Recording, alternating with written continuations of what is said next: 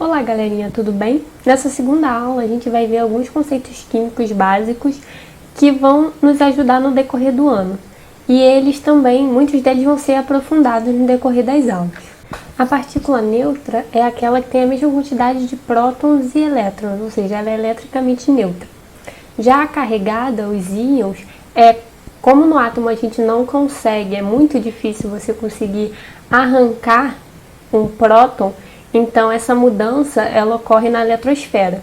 Então, como o elétron é uma partícula de carga negativa, se tirarmos um elétron do átomo, ele vai ficar mais positivo, porque vai ter uma quantidade de prótons maior que de elétrons. E caso a gente coloque um elétron, ele vai ficar mais negativo, porque vai ter mais elétrons do que prótons. As partículas, os íons positivos são chamados de cátions e os negativos são chamados de ânions. Veremos ao longo do ano tipos de ligações, mas duas delas são as ligações covalentes, que são as que formam os compostos moleculares, as moléculas. Elas são formadas pelo compartilhamento de elétrons. Isso vai ser aprofundado ainda ao longo do ano. A ligação iônica forma os compostos iônicos. Quando os átomos eles perdem ou ganham elétrons e formam os íons, essa força atrativa pelas cargas opostas que fazem essa ligação. Temos estados da matéria, onde a substância, se ela estiver no estado sólido, ela vai manter o seu formato independente do recipiente que ela for colocada. As suas moléculas elas estarão em contato constante e a movimentação entre elas é restrita. Já se a substância estiver no estado líquido, ela vai se moldar ao recipiente em que ela for colocada, porém ela não vai preencher todo o recipiente. A movimentação das moléculas nesse estado ela é livre, mas ainda assim elas têm um contato constante. No estado gasoso, as moléculas elas têm a movimentação livre e a interação delas é leve, então elas não estão interagindo o tempo todo e elas ocupam todo o espaço do recipiente que ela for colocada.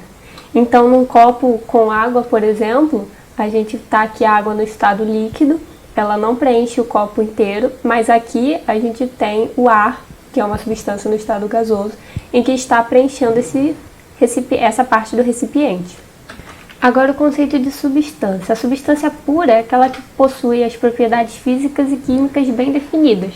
Então ela vai ter um determinado ponto de ebulição, um determinado ponto de fusão e dentre outras características, e será bem definida de acordo com cada substância.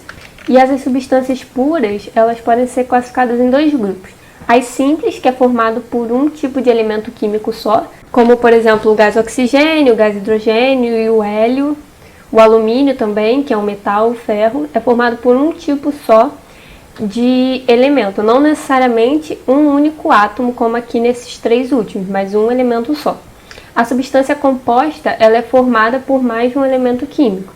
Então aqui a molécula da água tem 2 átomos de hidrogênio e um de oxigênio. Um fenômeno é qualquer transformação que a matéria sofra. Esse fenômeno pode ser físico ou químico. Ele vai ser físico se ele não alterar a composição da matéria, ou seja, se não houver reação química.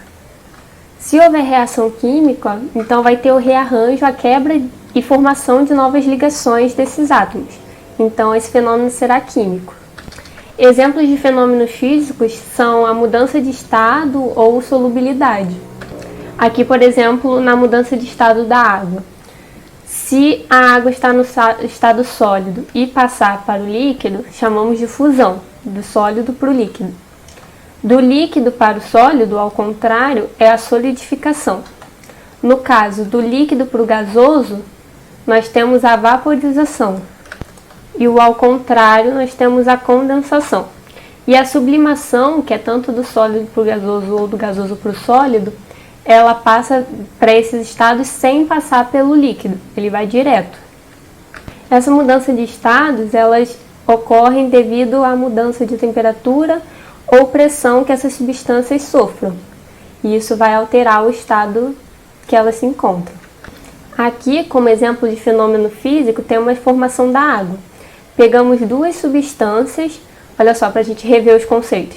Aqui é duas substâncias simples, o gás hidrogênio e o gás oxigênio. Substâncias simples porque são formadas por um único elemento. E ao se juntarem, a gente tem a reação química, a quebra da ligação e forma novas ligações para formar a água, que já é uma substância composta, porque é formada por dois elementos químicos diferentes. E para reforçar a definição de substância pura, porque aqui temos 3 substâncias puras.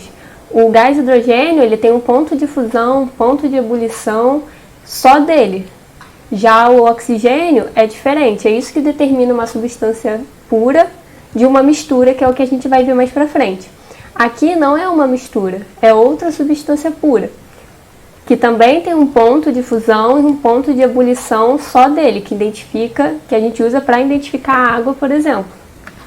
Um sistema é tudo aquilo que a gente está observando, e ao redor desse sistema nós temos a vizinhança. Então, por exemplo, num laboratório, um sistema pode ser um tubo de ensaio que a gente esteja fazendo uma reação, um becker, ou qualquer coisa que a gente esteja observando num experimento. No dia a dia, o nosso sistema, por exemplo, pode ser uma panela de arroz. A gente está fazendo arroz e aquilo que a gente está observando, a panela.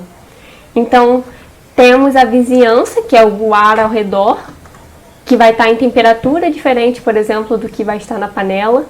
E esse sistema ele pode ser homogêneo, se ele for composto por uma substância pura ou por uma mistura homogênea, ou heterogêneo, se ele apresentar mais de uma fase. Então, nesse exemplo da panela de arroz, nós temos um sistema heterogêneo, porque temos água e arroz, então temos 2 fases.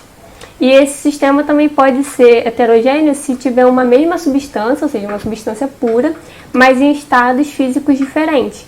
Então, um exemplo seria um copo de água com gelo. Nós temos apenas uma substância pura, que é a água, mas nós vemos 2 fases nela, porque temos a água líquida e o gelo sólido.